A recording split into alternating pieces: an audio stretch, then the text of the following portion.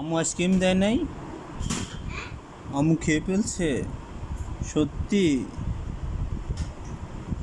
একটু দেয় নাই? কে পচা? কে পচা? কে পচা? মা পচা? আজকে বাবা পচা না? আইসক্রিম খেয়ে ফেলছে মা, সেজন্য মা পচা?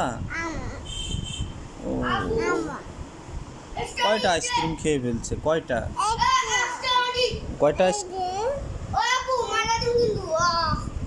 কয়টা আইসক্রিম খেয়ে ফেলছে মায়? মা পচা? সত্যি?